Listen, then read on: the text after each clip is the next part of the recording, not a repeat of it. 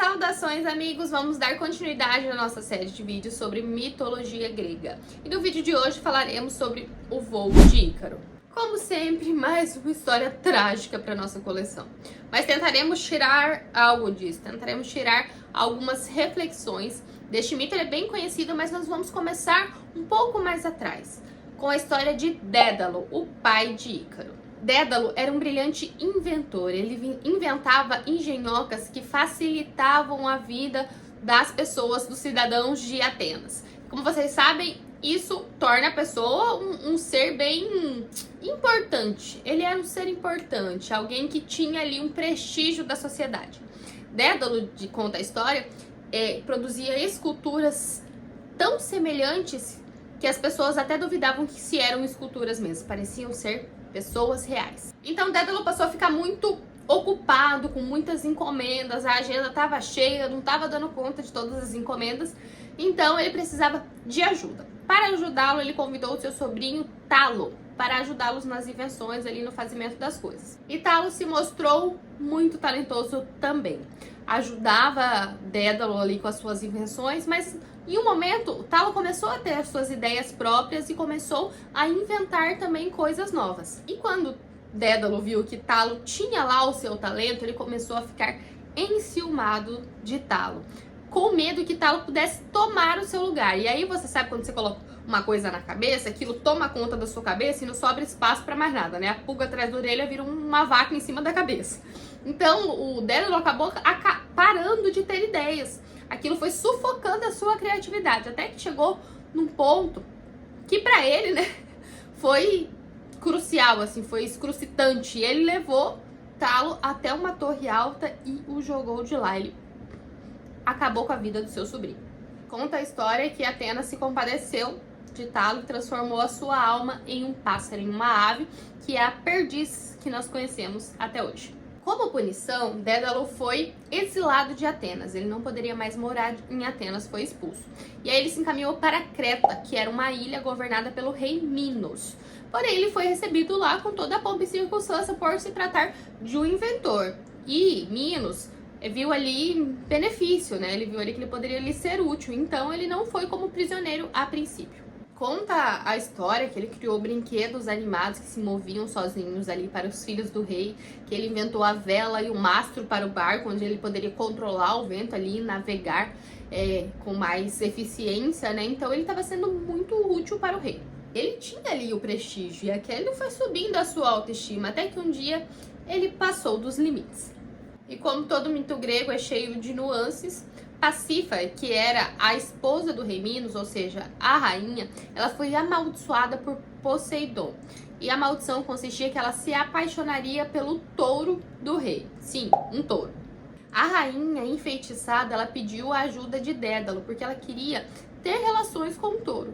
E Dédalo, que tinha uma vaidade muito elevada, ele achava que ele podia tudo, todo poderoso, e que ele podia resolver todas essas questões, todas as questões do mundo, ele construiu uma vaca de madeira tão realista que parecia real. Então a rainha se escondeu dentro da vaca e concebeu com o touro, vindo a nascer daí uma criatura, metade humana, metade touro, que é o Minotouro. Que loucura, hein, meus amigos? Que loucura. Vamos continuar. Como já era de se esperar, o rei não ficou nada satisfeito com essa situação. Ele se enfureceu, fez Dédalo construir um labirinto que tivesse assim desafios intransponíveis, que a fuga fosse impossível, para que ele pudesse abrigar o Minotouro lá dentro, porque o que ele ia fazer com aquela criatura? Quando Dédalo terminou a tarefa, tinha construído o labirinto, ele tinha trancado o Minotouro, ele trancafiou Dédalo e seu filho Ícaro em uma torre muito alta e que de lá eles não poderiam sair. Lá de cima, ele observando as árvores, se tornou claro para ele como poderia ser a fuga. Na verdade, a única maneira que eles conseguiriam fugir dali, que seria pelo ar. E Dédalo era o quê? Isso mesmo, um notável inventor. Ele usou as penas das aves que se empoleiravam na torre, a cera das velas, os castiçais que ele tinha ali, e construiu 2 pares de asas, um para ele e outro para o filho dele, para que eles pudessem sair dali voando. A única maneira seria pelo ar. Feitas as asas, traçado o plano de fuga, Dédalo foi paramentar o seu filho ele explicou como seria a fuga. Ele precisaria voar numa linha média, porque se ele voasse muito perto da água, a água umedeceria as penas, ficaria pesada e ele cairia ao mar, só tinha água lá embaixo. E se ele voasse muito alto, o calor do sol derreteria a cera que juntava as penas, né, que formava a asa, e ele iria cair, porque as penas iriam se desgrudar. Ou seja, ele disse ao seu filho: Ícaro, nós temos que voar numa altura intermediária, nem muito alto, nem muito baixo. E assim se deu a fuga, eles saíram de lá voando. E enquanto Dédalo permaneceu ali na altura intermediária, como ele havia falado que seria o correto, Ícaro achou aquilo incrível. Como assim ele estava voando e ele não poderia aproveitar? Ele subiu e ao subir o calor realmente derreteu a cera das asas dele, as penas se desgrudaram e ele caiu ao mar, vindo a morrer. Conta a história que Dédalo chegou são e salvo a Sicília, onde ele construiu um templo em homenagem ao deus Apolo e lá pendurou as suas asas. E essa é a história, meus amigos, o mito do voo de Ícaro. O Ícaro aparece muito pouco nessa história. Na verdade, ela se refere mais a Dédalo, seu pai. Tem até uns outros mitos que contam mais sobre Dédalo. Ícaro aparece só nessa parte do voo, mas esse mito ele foi muito usado para reflexão em várias áreas, inclusive quando do avanço da tecnologia.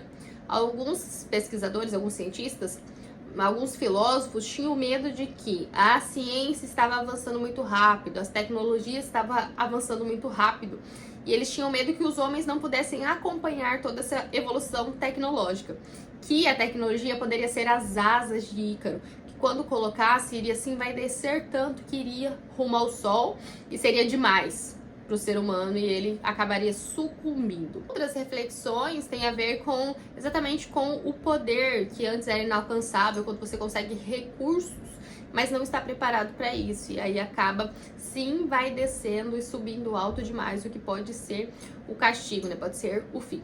E ainda a questão da desobediência, da imprudência, de não saber ouvir conselhos das pessoas que já passaram por aquilo, das pessoas que conhecem melhor o caminho, das pessoas que têm algo a nos ensinar. Eu gosto de analisar o mito em todas as suas vertentes. É sempre bom conseguir tirar algo daí, porque nós não vamos viver o suficiente para aprender na vivência, na tentativa e no erro, né? E eu prefiro, cá entre nós, aprender com os erros dos outros na teoria.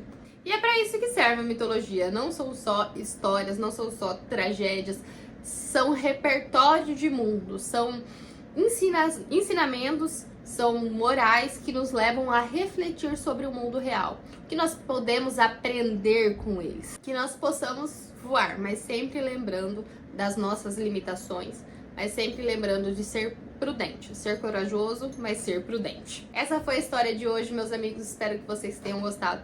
Se gostaram, não se esqueça, clique em curtir, se inscreva no canal para não perder as próximas aventuras mitológicas. Eu sou a Samara, um beijo e até a próxima.